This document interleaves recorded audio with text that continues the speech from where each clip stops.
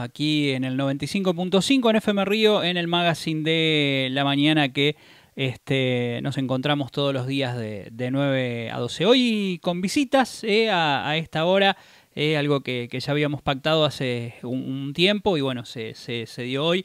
Y de cara a lo que será las elecciones en el sindicato y en el gremio más fuerte de la provincia, que tiene que ver con los docentes, estamos hablando de ACMER, y hoy nos visita la gente de la tendencia, la agrupación Conti Santoro. Estamos con Nico de la Rosa y Julia Deime aquí en estudios. Ulises, ¿cómo les va? Gracias por venir y bueno, a contarnos un ratito lo que va a ser este 4 de noviembre con las elecciones. ¿Cómo les va? Hola, buenos días a la audiencia. Bien, acá estamos con Nico, mi compañero. Soy Julia, yo voy como candidata a secretaria general por la lista de la Conti Santoro en la multicolor. Bien. Ulises, propuestas en una agrupación por ahí, fuera del oficialismo, fuera de lo que son las demás listas por ahí, y que siempre estuvo a la vanguardia en lo que es tratar de imponer, ¿no? Y no estar en ese pacto, ¿no? Que a veces se da, y lo que hoy incurre como la gente que dirige ACMER, ¿sí? que vuelve a presentarse y que parece con también las mismas ideas que van a continuar, digo, ustedes con una propuesta diferente. Sí, así es. Bueno, buenos días a todos. Gracias, Tano, por este lugar que nos ofreces. Como vos decís, estas elecciones que van a ser el 4 de noviembre presentan una realidad bastante compleja, porque dos de las agrupaciones, de las alianzas que venían existiendo, que son, como vos decís, por ahí de las históricas, como les llamamos, las tradicionales, que son la Rojo y Negro y la agrupación Integración, se unieron en una alianza, un tanto, uno podría pensar extraña por lo que venía pasando en las últimas décadas, pero no tan extraña si uno evalúa lo que venía pasando en los últimos años, donde ya había una alianza de facto. Realmente uno veía en los congresos de ACMER, que es uno de los órganos máximos, igual que la asamblea y demás, la mayoría de las decisiones que se tomaban o de las pautas que salían desde el Congreso eran ya una alianza de facto entre estas dos agrupaciones. Hoy se conformaba la lista Marcha Blanca y nosotros seguimos siendo la oposición, en este momento la oposición más fuerte que tiene el departamento de Colón, la única oposición fuerte que tiene el departamento de Colón a lo que es la lista Marcha Blanca. Y bueno, como vos decís, por ahí tenemos una serie de propuestas que van más allá de las discusiones que está teniendo el sindicato ahora. Creemos que son importantes por ahí traer a colación ciertas variables, ciertos análisis que no se están teniendo en cuenta y que bueno, por eso nos planteamos como una alternativa diferente. Bien. En este tiempo, ¿no? Me imagino que por ahí ustedes empezando el año pasado a pensar en lo que serían las elecciones, ha traído o ha cambiado la perspectiva a partir de lo que ha dejado la pandemia, ¿no? Lo que ha incurrido la pandemia, las falencias que han mostrado dentro de cada una de las instituciones educativas, de lo que es, ¿no? la dirigencia, lo que es la patronal en sí, ¿sí? ¿Cómo están trabajando en eso ustedes? ¿Qué proponen? Bien, a ver, si bien la pandemia agudizó todos los problemas, totalmente, o sea, son problemas que veníamos, o sea, históricamente, o sea, estructurales.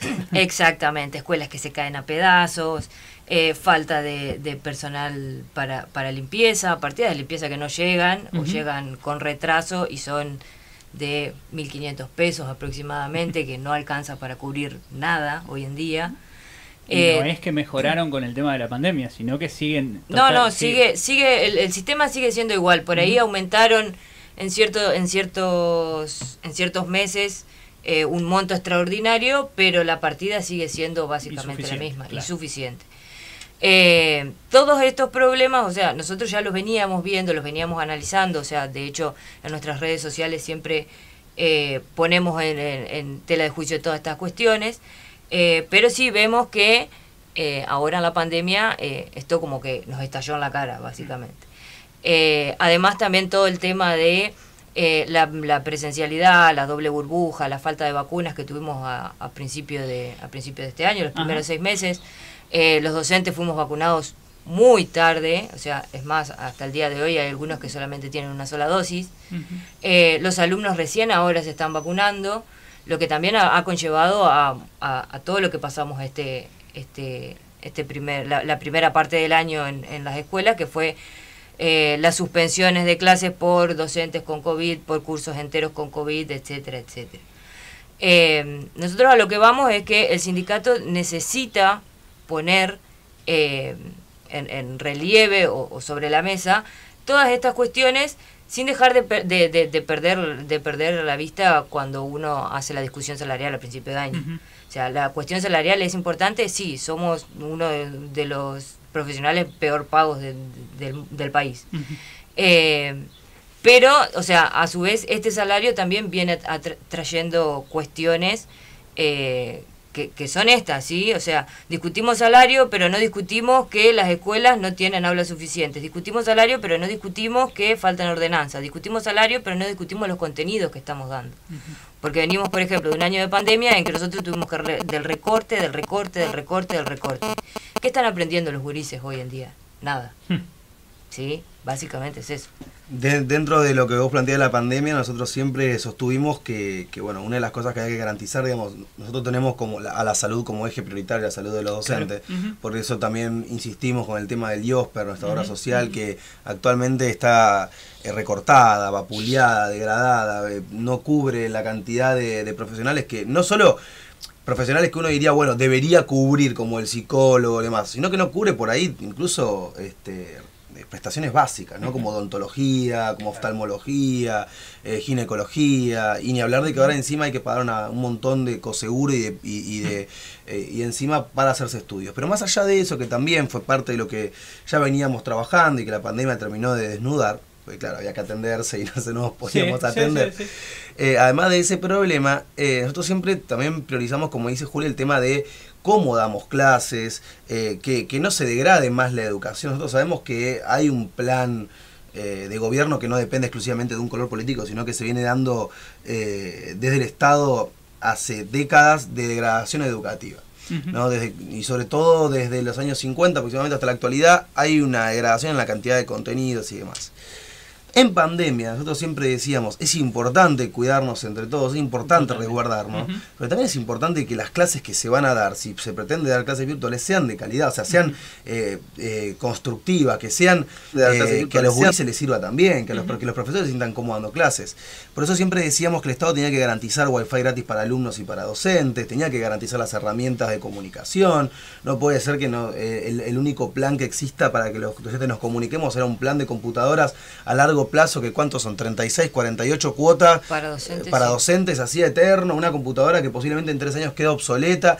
Entonces digo, ahí también nuestro reclamo siempre era, como dice Juli, necesitamos sostenernos del salario, necesitamos también cuidarnos, porque la salud es lo primero. Pero si tenemos que dar clases en nuestras casas, que era lo que nosotros decíamos, sí, vamos a dar clases, bueno, que las clases tengan algún sentido, que las herramientas estén dispuestas, que el Estado se haga responsable de esta situación. Si no pasa lo que pasó este año, como dijo bien Julia, que nos encontramos con una presencialidad desbordada, una mala planificación de vuelta a clases, donde de repente yo recuerdo, y ningún docente que me esté escuchando me va a dejar mentir, que era para marzo, abril, más de la mitad de los cursos estaban aislados, no teníamos clases, las clases eran relativas, teníamos que estar con gurises que estaban en la virtualidad, pero que también con otros que estaban en la presencialidad, trabajando el mismo turno, porque no era que había... Llamativamente, Julio, con tremendas heladas, mandar, se le aparece la idea, no sé quién es la persona, se le aparece la idea de empezar a mandarlo a la presencialidad con las ventanas abiertas. Yo decía en algún momento, ¿no? Una verdadera locura. O sea, y les voy a decir algo. El otro día hablamos un poquito y le dije al director departamental de escuela someterlos a los gurises con todo esto que viene pasando hasta el 17 de diciembre, cuando el gurí por ahí quiere ya parar, cuando el padre también quiere parar, pero esa es otra discusión. 22, ¿no? 17. Yo hasta el otro día sabía 17. Hasta el 17 son las clases y la otra semana es las recuperatorias. Claro, las mesas, sí, seguro. Gurises, ¿por qué ven tanta, digamos, complicidad del oficialismo con el gobierno. O sea, parece que no pasará nada. Algunos dicen, a veces hablamos con la gente del oficialismo en el gremio y pareciera que todo estuviera dentro de lo relativo, ¿no? Yo siempre me hace acordar como el meme del hombre araña, ¿viste? Que se juntan los tres. Totalmente. Da toda la impresión. ¿Por qué tan alineado? ¿Por qué cómo se llega a eso y cómo llega, ¿no? Eso al poder del gremio? Bueno, yo te voy a dar una apreciación que tenemos a nivel colectivo sobre lo que vemos y analizamos, porque después está la cháchara, ¿no? El rumor de acá, de allá, pero de eso no se puede hablar, digamos, porque sinceramente sería llevar y traer, como decimos acá, ¿no? Totalmente. Pero de lo que uno ve es que muchos de nuestros dirigentes sindicales en ACMER son militantes políticos de partidos políticos de patronales, digamos. Claro. Es decir, para ser claros, tenemos gente dentro del sindicato que milita para Cambiemos y gente que milita para el peronismo. Sí. Entonces, no solo que milita, sino que, por ejemplo, hay gente que actualmente se va a presentar tanto a la lista de la Comisión Directiva Central en Paraná como acá en Colón, que tienen cargos políticos, ocupan cargos políticos. O sea, ocupan cargos que no son concursables, que no pertenecen a la carrera docente y que dependen del Estado si lo siguen manteniendo o no. Nadie prohíbe militar en política. No. No estamos hablando de por eso. Por supuesto que no. Pero digo, suena raro y hace ruido que estén tan alineados. Totalmente. Digamos, Pasa que, ¿qué pasa? Cuando vos tenés que ir a discutir paritarias, tenés que ir a discutir con tu propio patrón, o en este caso con aquel que te baja la línea ideológica, te encontrás en una contradicción. Y yo digo, también debe ser muy difícil para los compañeros, porque me imagino a un compañero que tiene un cargo político y que tiene que hacerle justamente frente a su propio patrón. Claro. No es como, digamos, nosotros estamos amparados por el estatuto docente. Uno puede decir, nosotros luchamos por el docente, avalados por el estatuto. Pero aquel que está trabajando, por ejemplo, para un cargo del Estado, sabe que su trabajo depende de si se porta bien o no, si hace las cosas como le dice. Sí. Entonces, muchos quedan ahí en esa encrucijada de, bueno, en el barrio le decimos agachar la cabeza. Totalmente. si me porto mal, me van a echar. En la escuela tenemos un respaldo que no es así. Entonces nosotros por eso, bueno, está bueno que lo menciones, porque una de las cosas que planteamos es eso, que haya independencia del sindicato de los partidos patronales, de los partidos tradicionales, como también les llamamos. Es decir, que no haya una conveniencia. A ver, y como decís vos, y está bueno que lo aclares, no podemos decir que no militen. No. Nadie, todos los docentes, de hecho, está muy bueno que haya distribución. Sí, genera una conciencia buenísima. Genera democracia, genera intercambio de opiniones, pero si vos sos conducción de un sindicato que pretende defender a una clase específica, que es la clase docente, tenés que ser independiente. Vos no podés, digamos, el día de mañana ir a negociar y bajar un poquito la vara de lo que vas a pedir o de lo que vas a demandar o de lo que se va a luchar, porque a quien se lo estás pidiendo es tu referente político. Entonces ahí tenemos un problema. Nosotros hemos conformado una lista que creemos que más allá de que obviamente después uno la ve y dice, bueno, podríamos haber mejorado esto, lo otro. Todos los compañeros sabemos que no son militantes de estos partidos políticos, de ninguno de los que gobiernan. Entonces sabemos muy bien que a lo que vamos. Sabemos que ninguno de los compañeros va, y va a sonar fuerte, pero lamentablemente es así, va a ser un traidor de clase. O sea, ninguno va a ir y va a negociar a la baja porque tiene miedo de dejar en quiebra a un dirigente político X. No, vamos a negociar a partir de lo que el trabajador docente necesita. Que dicho sea de paso, creemos que más o menos entendemos lo que está pasando. Digo, uno puede ver nuestras propuestas, como dijo Juli, en las redes sociales, pero son cosas que venimos trabajando hace más de 5 años. Que la mayoría fuimos o somos delegados de escuela, escuchamos lo que pasa, hemos recorrido las escuelas, sabemos cuáles son los problemas y bueno, sabemos que no hacemos magia, pero sabemos por lo que tenemos que pelear. Me gusta el lema y les pregunto, ¿no? ¿Cómo se encuentra eso, ¿no? Porque dice, recuperemos el sindicato para los trabajadores de la educación. Eso habla de horizontalidad, digamos, de tratar de que todos sean iguales. ¿Es homogéneo eso en la lista? Sí, en nuestra lista sí. A ver, todos somos docentes, laburamos en la mayoría doble, triple turno. Hacemos nuestros espacios, o sea, nos ocupamos de ver, de analizar, de estudiar todos los problemas en nuestro tiempo libre, que básicamente son nuestros fines de semana. Pero somos todos compañeros, somos todos iguales y a eso es lo que apuntamos, que el sindicato sea eso, ¿sí? Sea horizontal, que no haya ninguna dependencia o juego a cierto partido político, porque estamos defendiendo nuestros derechos, no los derechos de la clase gobernante, y recuperar lo que teníamos y tener más conquistas, ¿sí? O sea, porque desde hace muchos años venimos perdiendo un montón de cosas, ¿sí?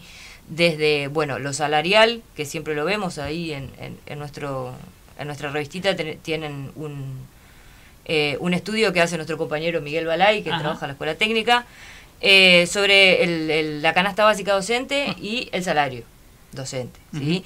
Y ahí en el gráfico se explica muy bien cómo nuestro salario docente va siempre muy por debajo a lo que es la canasta básica docente, ¿sí? Esta canasta básica docente, por ejemplo, para este mes dio 87.000 pesos, casi 88.000 pesos. Y el salario de un docente que recién se inicia es de 41.000 pesos. O sea, ahí tenés la brecha de que... ¿Y cómo hace el docente entonces? ¿Cómo se las arregla? Ese es el problema. O sea, ¿cómo nos arreglamos nosotros? Tomando doble turno, por ejemplo, las maestras de primaria, los docentes de secundario a carga completa de 36 horas, y después te la rebuscas como podés. No, y trabajando, te digo, de lo que haya. Mira, acá tenemos justo dos casos muy particulares, porque tanto Julia como yo tenemos también trabajos en otros lugares, porque no llegamos a fin de mes. Justo veníamos hablando de eso en el camino. Yo trabajo filmando, filmando, sacando fotos y demás en una empresa familiar, y Juli, bueno, me tocó trabajar allá, atención al público en Uruguay. Y son cosas que vos decís... no es necesario, porque es tiempo que yo en realidad me gustaría dedicar, no solo a descansar, sino a preparar mis clases, a perfeccionarme, que encima es una obligación. Y tener tiempo libre también está dentro de los derechos de los seres humanos, ¿no? Por supuesto, o sea, de repente somos robots. Y eso también pasa con el salario. Yo veo que la discusión a veces pasa por... normalizamos el pobrerismo, normalizamos que seamos tan pobres. Y está mal, digo, hay un punto en el cual... Pobrismo, pobrismo. Totalmente. Pobrismo. Vos sabés que un docente... esto va mucho más así, bueno, en otra época, pero es que hay que seguir discutiéndolo. A mediados del siglo XX se le pagaba para el esparcimiento, se le pagaba para que pueda ir al teatro. Claro. Tenía entrada gratis en los teatros, tenía vacaciones pagas también, porque también era forma de estructurar la cabeza. Hoy en día vos te querés ir a Carlos Paz, que no está lejos. Bueno, pongamos otra ciudad, no sé, a Rosario, Santa Fe, y capaz terminás endeudado un mes entero. Te querés ir a la playa, al río, no vayamos tan lejos. Olvídate, te digo, te quedás endeudado, no tenés... digamos, de repente el salario es tan acotado que con suerte te ayuda a comer. Y si tenés familia, que es lo que siempre planteamos. Me imagino una familia base, ¿no? La canasta básica, viste, que plantea eso, dos personas, dos hijos. Es imposible. Es imposible, vos decís, ¿cómo haces? Y la mayoría trabaja padre, madre, ven como si sos madre soltera, que tenés que rebuscártela con doble turno, más un trabajo más, o alguna ayuda económica. O también, si tenés hijos. O la gurisa, el docente o la docente por ahí teniendo alumnos particulares, ¿no? Que es algo, es una salida, ¿no? Un rebusque más. Por eso, bueno, como vos decías ahí en la frase que está muy bien que lo retomes, es recuperemos el trabajo para los trabajadores de educación, pero también recuperemos lo que supimos tener. Totalmente. Me interesa algo. Porque, a ver, es un derecho que está garantizado, pero ustedes proponen educación sexual integral feminista y abolicionista. Exactamente, sí. Está bueno que lo sí, nosotros venimos exponiendo esto, o sea, nuestra corriente es abolicionista, es decir, o sea, estamos en contra de la prostitución, por ende de la trata también, y en contra de quienes consumen esta prostitución, que mayoritariamente son los varones. En las escuelas todo el tiempo uno ve cómo la prostitución va avanzando en cierto sentido, de a poco o a pasos agigantados a veces, en nuestras alumnas, ¿sí? Vemos, por ejemplo, con la pandemia todo esto se agudizó en el sentido de que vos ves que no es prostitución como tal de una mujer parada en una calle esperando un cliente, sino el sexting, el pack de fotos, etcétera, etcétera. Que eso es algo que se ve como una salida laboral ante la crisis galopante que tenemos en este país. Y esto afecta a nuestras gurisas en las aulas, y el docente no está preparado para trabajar esas cuestiones. Y nosotros sabemos que si hay prostitución, también hay trata. ¿Sí? O sea, la trata es uno de los eslabones principales dentro de la prostitución, y eso tenemos que apuntar y prevenir dentro de las aulas, porque, o sea, nuestras alumnas son los principales objetivos. El material de la educación sexual integral, digamos, ¿es insuficiente, Julia? Sí, a mi punto de vista sí. Contempla mucho más la cuestión de género que cuestiones estructurales como violencia o trata y prostitución. Nosotros desde la corriente hemos hecho en varios puntos del país cursos de formación para trabajar distintos materiales sobre trata y prostitución que tiene nuestra editorial de Razón y Revolución. Con estos materiales nosotros tratamos de trabajar con los chicos estas cuestiones. Bien. ¿Qué es la trata? ¿Por qué sucede? ¿Por qué penalizar al que consume y no a la prostituta? Etcétera, etcétera. Hay dos temitas que por ahí ya hemos tocado. Tema salarial, la cuestión de las condiciones pedagógicas, de temarios y todo eso. Y nos quedan dos acá que las veo y que me parecen súper interesantes, porque esto no solo atañe al docente en general, sino que atañe al trabajador, a la clase que siempre la está luchando, y para mí el docente es tan trabajador y la pelea como todos. El techo digno me parece un temario fundamental que hoy imposible siquiera alquilar, ¿no? ¿Cómo tratan ese tema, Julio? Está bueno.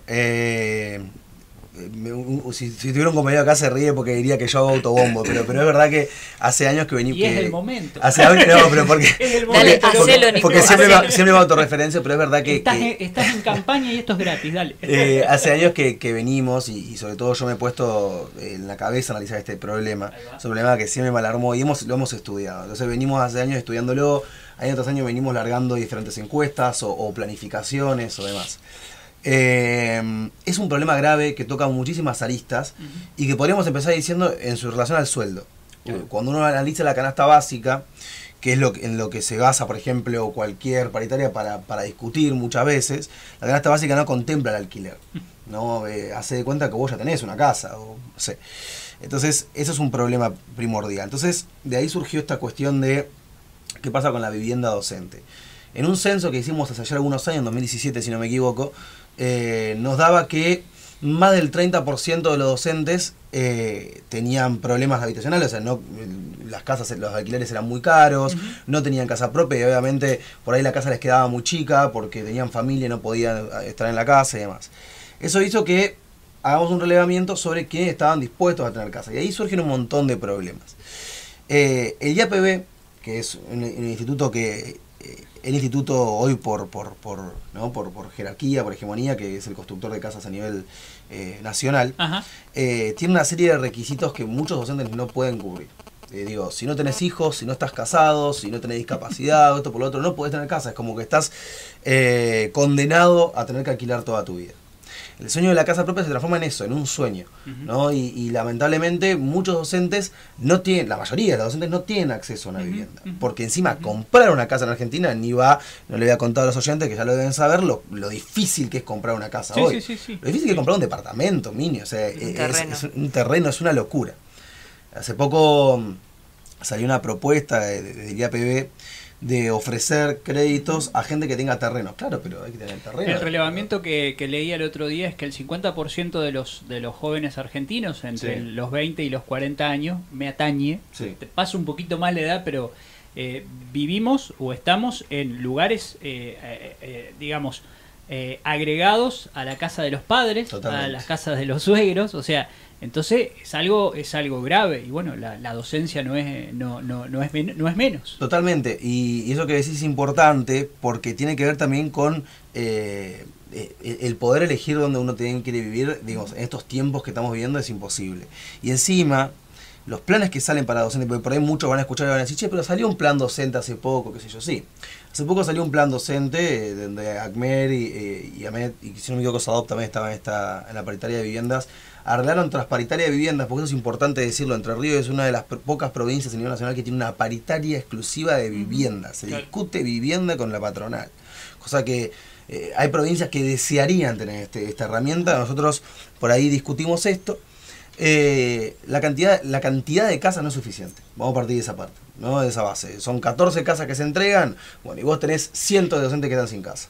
Ese es un problema. El otro problema es que la mayoría de los docentes que han adquirido una casa, han dicho en otros estudios que hemos hecho que han tenido que cambiar la grifería, que la pintura era de segunda mano, que no tienen iluminación pública en la vereda, que las calles obviamente son de tierra, pero de tierra en mal estado, que el barrio por ahí no está cuidado como debería por el municipio. Y digo, ACMAR cumplió, ¿no? El sindicato dijo, te entregué la casa, no se hizo más cargo de nada, ya está, estamos todos contentos, fotito, listo, estamos todos felices.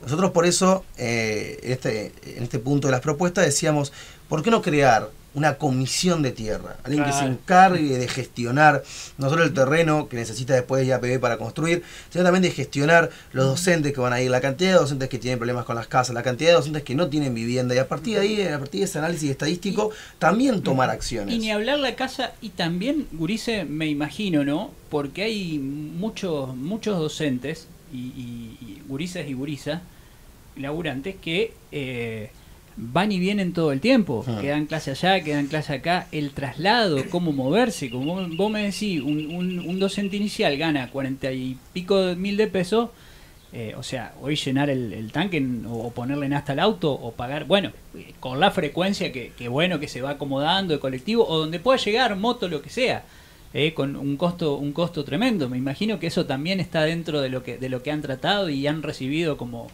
digamos, como queja, entre comillas. Sí, el traslado es algo que me atañe porque vivo en Concepción del Uruguay. Así que... ¿Das clase acá en Colón? Estoy acá dando clase en la normal, pero viajo desde Concepción del Uruguay. El traslado más o menos te alcanza para 2 semanas, semana y media, 2 semanas, más o menos. ¿En base a qué se pasa? ¿Es litros de nafta o lo que...? Nada, es un monto fijo de acuerdo a la cantidad de kilómetros que vos haces. Ahí está. ¿Sí? De ida y de vuelta.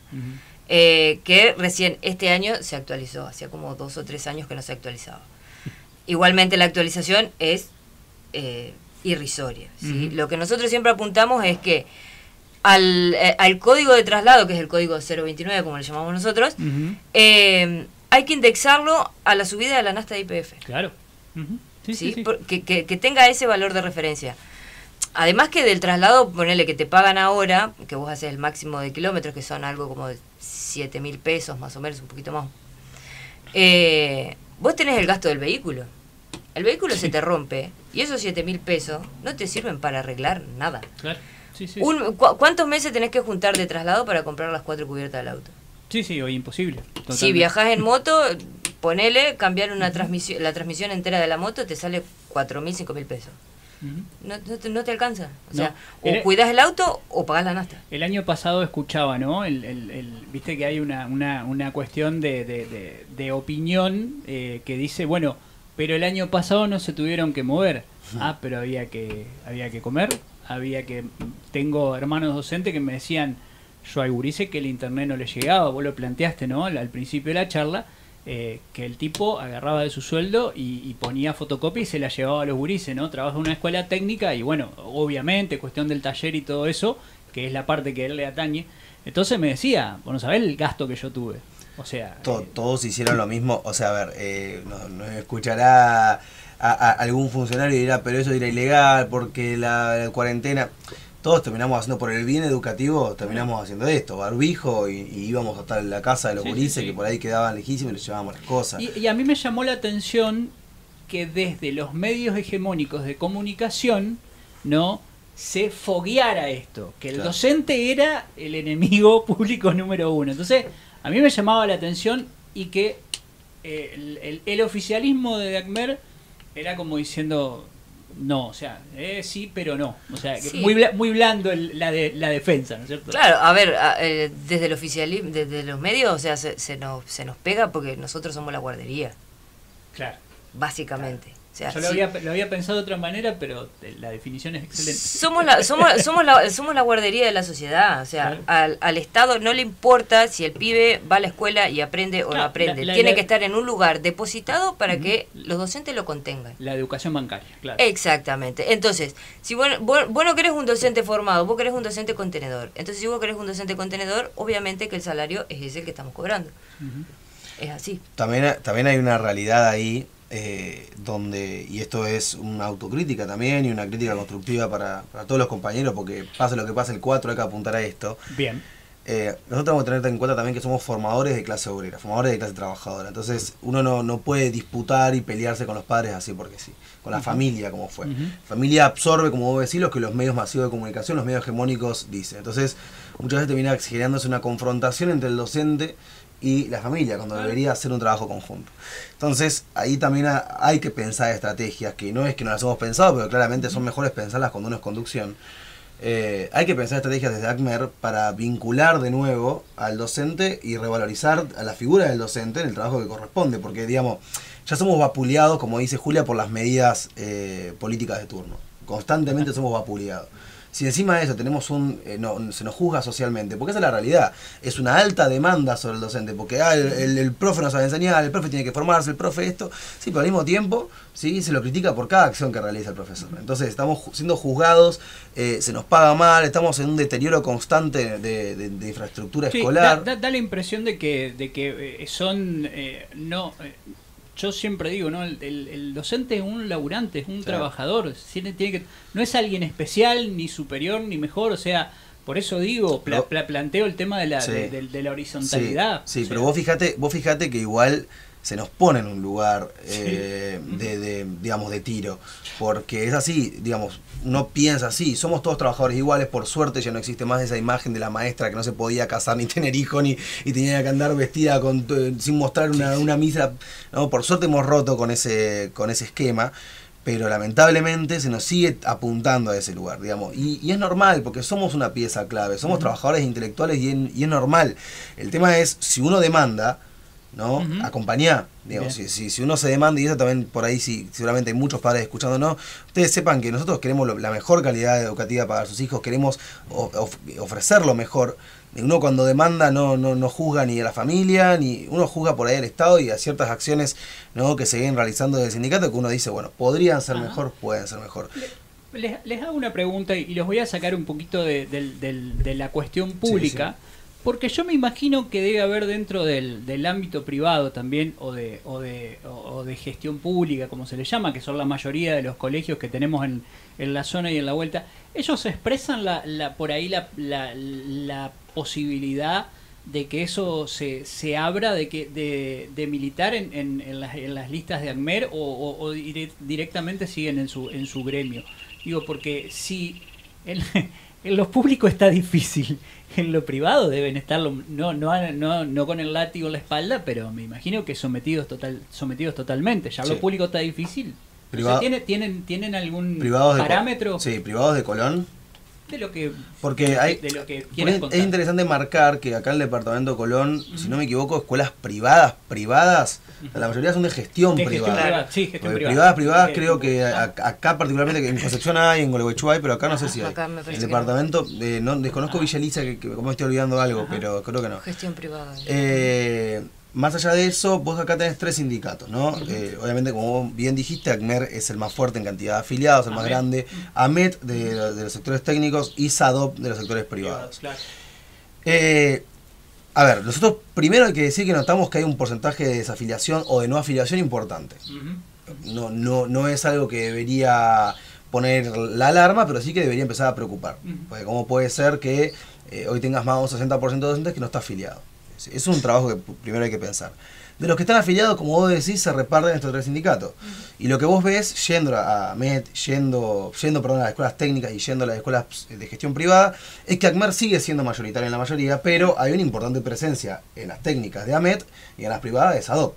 Digamos, encontrás la diferencia. Sin embargo, la mayoría de los docentes trabajamos tanto en gestión privada como en escuelas técnicas. Digo, en algún momento de mi vida me tocó trabajar en las 3. Pública, técnica, bueno, técnica es pública, pero quiero decir, la técnica normal, escuela normal, técnica y escuela de gestión privada. Y vos ves que la mayoría de los docentes hacemos eso. Entonces ahí cuando uno elige afiliarse, la mayoría elige ACMER, ¿no? Por eso es el más grande. Pero sí es verdad, y esto obviamente uno tendría que intervenir y reverlo, que en las escuelas de gestión privada hay una pequeña presión con el tema de la sindicalización. Digamos, existe. existe el tema de por ahí, no te digo prohibir, pero sí obstaculizar el tema de las asambleas, obstaculizar por ahí ciertas medidas de fuerza. Ese sería el látigo, lo que yo te decía. Ese es el látigo que plantea. A ver, el látigo existe. Yo no sé si es un látigo con punta de acero. No, es una metáfora. Sí, no, pero siendo la metáfora, yo no sé si es un látigo con punta de acero. Yo no sé si es algo que vos digas, bueno, es completamente preocupante, pero sí me parece que es algo que hay que empezar a intervenir porque claramente, como seguramente planteás, está en el derecho también del trabajador que trabaja. Por eso, claro, porque vos lo dijiste, porque siempre hay docentes que tienen capaz un cargo en lo público y otro cargo en un lugar de gestión privada. Y nos ha pasado de escuchar docentes que en la pública toman la medida de fuerza o hacen la asamblea, pero en la privada no, o en la gestión privada no. Depende de los docentes que lo hacen en ambas, pero digo, y ahí el problema por ahí no está en el docente, sino en ver cuáles son los elementos de coerción que hacen que ese docente no esté pudiendo por ahí tomar la misma medida que toma el público que el privado, porque ¿cuál es la diferencia? De repente lo mismo, si incluso el sueldo se lo paga el Estado en ambos lugares. Y es docente y trabajador. O pasa lo mismo en las escuelas públicas, a veces hay escuelas públicas que te presionan para, che, no hagas paro, che, no hagas esto, te persiguen. Ajá, ¿de la escuela y del sindicato? No, de la escuela. De la escuela. Ajá, ¿del sindicato no? No hay problema. No hay problema. Bien. La propuesta, la última que veo acá, Gurises, habla de la defensa de la edad y la condición ya para cuando uno no esté laburando.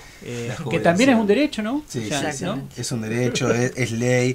Y es triste, es difícil hablar de la parte de esa, ¿no? Me gusta que lo tomen con una sonrisa. No, sí, ¿qué va? Ya la están peleando acá, lo que ya se está preparando para lo que va a ser, ¿no? Es que sí, o sea, es triste llegar a ser jubilado docente. Ya hace años que vienen vienen amenazando con una reforma de la caja jubilatoria. ¿De la edad? Sí, aumentar la edad, claro. Incluso en algún momento, bueno, obviamente la cantidad de años de aporte. Claro. Ya el año pasado avanzaron sobre la caja y quitaron el 3x1, que era algo histórico en los docentes. Y en algún momento hasta se ha rumoreado, por suerte no lo van a poder hacer si no reforman la Constitución, de tocar el 82% móvil. Eso por suerte tendrían que primero llegar a la nación, pero en algún momento en provincia, en bancarrota, se nos acusó a los docentes de tener jubilaciones de privilegio. Y da un poco de risa, como decir, pero es que es difícil no reírse, porque si uno ve que lo que gana un docente cuando se está por jubilar tiene que hacer, los últimos 10 años de carrera docente son los más trágicos. Pueden parecer los más tranquilos porque uno dice, no, tiene más experiencia, sí, pero según lo que vos cobres estos últimos 10 años, lo que vos vas a cobrar en tu jubilación. Entonces, la mayoría se mata por obtener un cargo, directivo, un cargo de secretario, lo que sea, para cobrar más, no porque le guste. Capaz que no le interesa ser directivo, capaz ni siquiera se considera apto, capaz que no tiene ganas de hacerlo, pero lo tiene que hacer porque va a cobrar más. Y porque como va a cobrar más, la jubilación va a ser mejor. Entonces de repente te someten a un sistema bastante cruel y cínico en el cual ni siquiera podés hacer la carrera que vos querés hacer porque tenés que tratar de cobrar lo mayor posible para poder después cobrar el 82% de ese sueldo. Claro, y es un sistema también perverso en ese sentido porque el docente que está en los últimos 10 años para jubilarse, o sea, empieza a tomar horas. Y a los docentes que recién se inician, o sea, quedan sin trabajo. Sí, porque ganarle en puntaje a un docente. Y a ver, pienso, ¿no? Yo no quito que uno nunca pierda la capacidad, ¿no? Por ahí, como dice él, está bueno pensar si no estás apto, pero vos vas tomando hora cuando sos muy grande y por ahí ya no tenés la misma paciencia, no tenés la misma gana, enfermedades crónicas que aparecen sin ninguna duda. Hoy dijiste temprano y Osper anda mírame, no me toques, digamos, o sea, claro, entonces o sea, pensar todo eso los últimos 10 años de la carrera del laburo, ¿sí? Y que después de jubilado no te ande bien la obra social, entonces la verdad que llama la atención y que son una bola y una cosa de problemas que bueno. Gurises, gracias por el rato, siempre micrófono abierto, estaremos muy atentos el próximo 4 haciendo ahí un raid de nuestro mobilero que se volvió de las mini vacaciones, así genial. Que ya lo tenemos. Y bueno, seguramente los vamos a estar convocando en algún punto para charlar en vivo y para que le estén contando. Inviten a la gente al 4 de noviembre. Sí, por ahí obviamente priorizar el tema de la participación. A todos los docentes que estén escuchando, todos los que son afiliados de ACMER pueden votar, votan con el DNI, pueden votar en la seccional de Colón, en la filial San José o Villa Elisa o en cualquiera de las urnas volantes que van a estar pasando por las escuelas. Tienen tiempo de las 8 de la mañana hasta las 6 de la tarde. Y bueno, decirles que no importa a quién elijan votar, a nosotros realmente lo que más nos importa es la participación. Entendemos que hay una desmotivación y hay ahí una apatía lógica producto de muchas decisiones que por ahí fueron erróneas, que se tomaron desde la conducción del sindicato, por la crisis que está viviendo el país en este momento, por la post-cuarentena, que también es un problema que todavía no hemos terminado de resolver, pero créanos que nosotros tenemos muchísimas intenciones de cambiar el panorama, creemos que nuestras propuestas pueden ser una opción diferente, y pase lo que pase vamos a seguir peleando. Así que por ahí pedimos más que nada que se participe, que vayan, que se tomen 2 minutos, que se vote a quien les parezca, y bueno, que sea una linda jornada de elecciones. Lista multicolor, allí está la Conti Santoro. También, sí, a nivel provincial, en la lista multicolor. Bien. Ulises, gracias. Gracias lo mejor y bueno, seguramente estaremos en contacto el 4 de noviembre.